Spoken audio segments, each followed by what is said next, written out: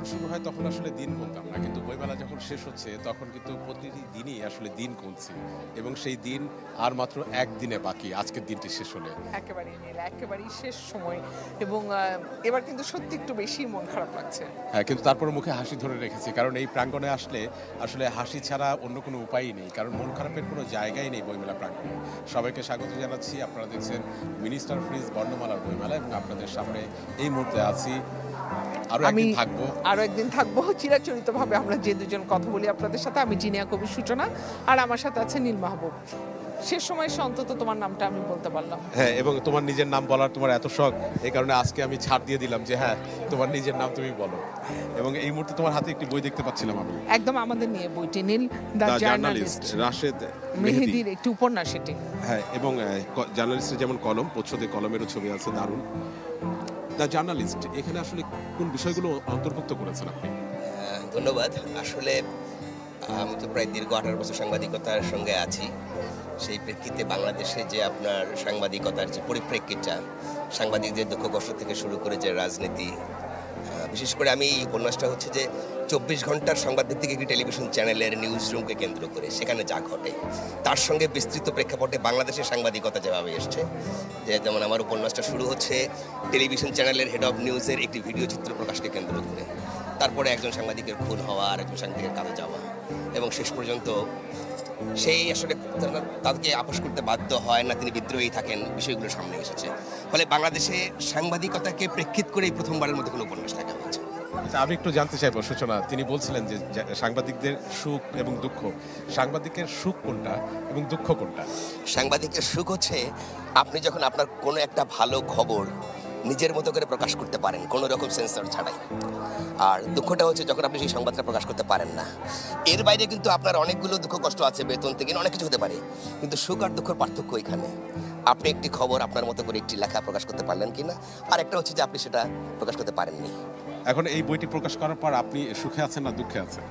এই বইটি প্রকাশ করার পরে আমি যথেষ্ট সাড়া পেয়েছি, অনেকে আমাকে ফোন করছেন, বিশেষ করে যেহেতু সংবাদ ভিত্তিক, মানে বিশেষ করে মানে আপনার একদম নিউজ রুম নিয়ে লেখা, একটা টেলিভিশনের নিউজ রুম, তার সঙ্গে পত্রিকাও চলে এসছে, তার সঙ্গে আমাদের যে জাতীয় পর্যায়ে সাংবাদিক রাজনীতি হয় এবং কিভাবে আসলে এই মিডিয়াগুলো দখল, এখন মিডিয়ার অনেকগুলো কথা আসছে, সবগুলো মিলে একটা প্রেক্ষিত চলে এসছে।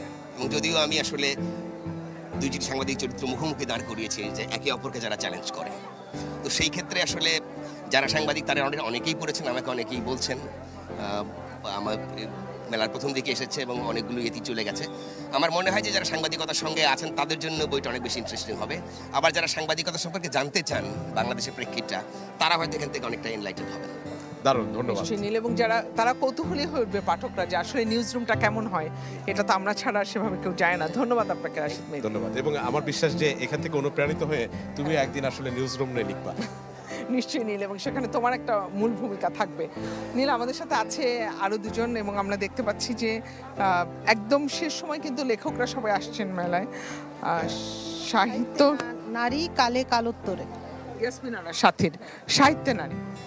সাহিত্যে নারী আমি বলতে প্রাগৈতিহাসিক কাল থেকে একেবারে মানে বর্তমান আপনার শতকে 00 দশক পর্যন্ত এই সময়ের মধ্যে কবিতা, উপন্যাস, গল্পে নারী কিভাবে এসেছে, তার নারী বীক্ষণ কিভাবে নির্মিত হয়েছে, এবং সেটি নারীর কলমে, সেই বিষয়টি আমি আসলে দেখানোর চেষ্টা করেছি। এবং এখানে আপনার কয়েকটা ভাগে ভাগ করে দেখিয়েছি, যেমন হচ্ছে প্রাচীন ও মধ্যযুগের যে নারী, সেই প্রাচীন ও মধ্যযুগের নারীকে আমি হচ্ছে অগ্নিশিখা ও অশ্রুবিন্দু আমার প্রথম অধ্যায়, এবং এইখানে আপনার নারী নানানভাবে নিপীড়িত হয়েছে, নির্যাতিত হয়েছে প্রাচীন এবং মধ্যযুগে, এবং সাহিত্যে সেই বিষয়গুলো আসলে কিভাবে এসেছে সেই বিষয়গুলো উপস্থাপনের চেষ্টা করেছি।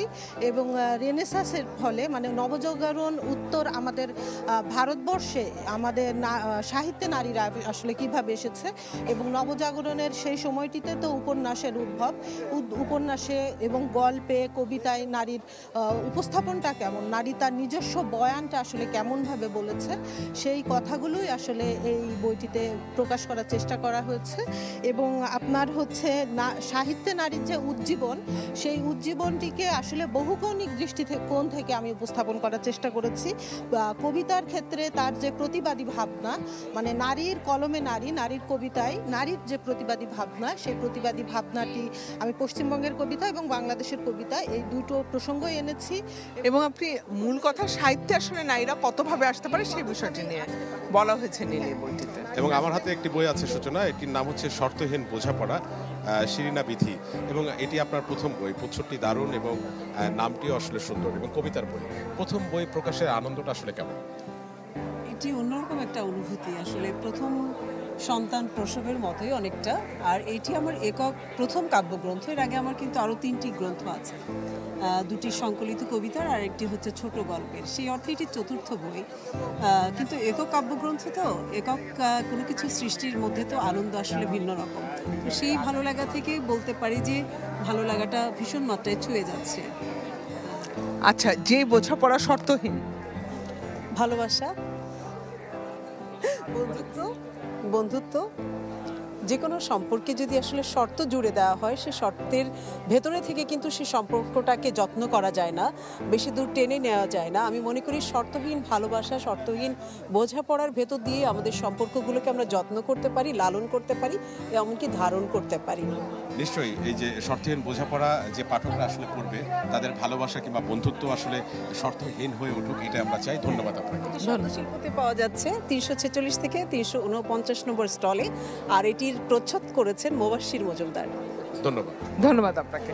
আর তো মাত্র একদিন আছে। হ্যাঁ, এবং এই মুহূর্তে আমরা একজন প্রকাশকের সাথে আসলে কথা বলতে চাই সূচনা। এটা খুব জরুরি নীল, শেষ সময় এসে প্রকাশকদের সাথে কথা বলা, যে এই যে বইমেলা একদম শেষ দ্বার প্রান্তে, বিকিকিনির গল্পটা আসলে একটু যদি বলেন। যে খুবই আশাবাদী ছিলাম যে এবার গতবারের তুলনায় হয়তো অনেক ভালো হবে, কারণ এবছর বইমেলায় স্টলের সংখ্যা বেড়েছে, তবে আশানুরূপ হয় নাই। আশা করছি আজকের দিনটা এবং আগামীকালকের দিনটা শেষ বলে দেখা যাক ছক্কা মারতে পারি কিনা। আচ্ছা, প্রকাশকরা আমাকে অনেকেই জানিয়েছে যে এবারে বিশেষ দিনগুলো শুক্র শনিবার পড়ে যাওয়ায় এই বিষয়টি হয়েছে।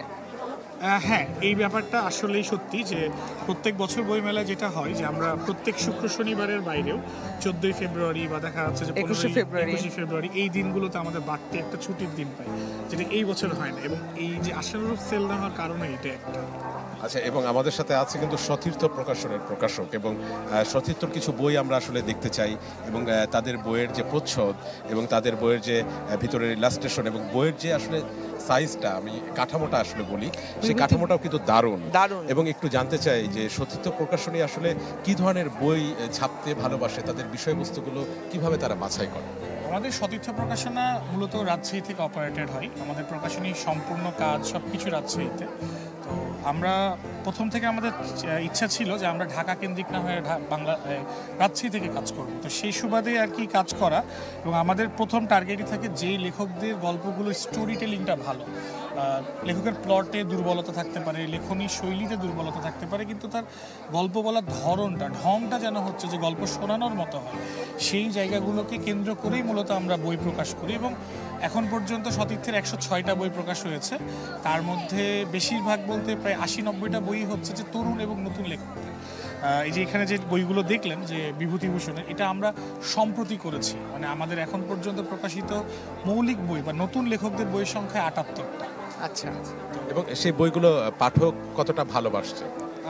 আমাদের প্রকাশনী হচ্ছে যে মানে বেশ সাড়া পাচ্ছি। যেমন প্রত্যেক বছরই আমাদের যে রেগুলার লেখক আছে 3-4 জন যারা আছে, তাদের প্রত্যেকটা বইয়েরই নতুন করে এডিশন বইমেলার আগে আমাদেরকে আনতে হয়। তো এটা সারা বছর জুড়ে যেমন বিক্রি হয়, মেলাতেও ঠিক তেমনভাবে বিক্রি হচ্ছে। নামটা সতীর্থ হলো কেন? সতীর্থ নাম হওয়ার কারণ হচ্ছে যে আমরা 3 বন্ধু মিলে এটা শুরু করি, এখনো আমরা একসাথে আছি।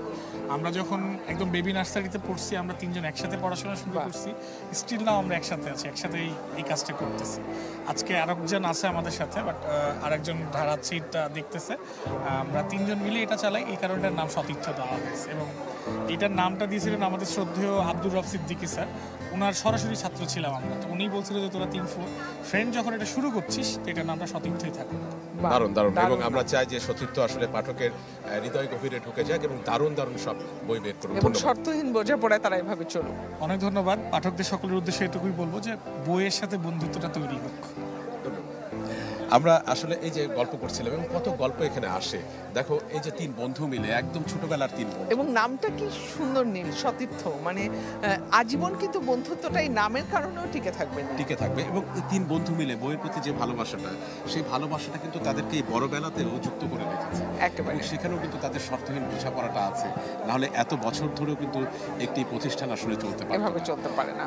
এবং নীল, বইমেলার গল্পেও দেখো প্রতিদিন আমরা কত ধরনের, এই যে বলছিল শুরু থেকে আমাদের যারা লেখক ছিলেন, নানা দুঃখ কষ্ট অনেক কিছুর মধ্যে দিয়ে বিকিকিনির গল্প জমে না, তারপরেও সবার মুখে হাসি আছে নীল, সবার মধ্যে বন্ধুত্ব আছে, সবার মধ্যে একটা আনন্দ আছে।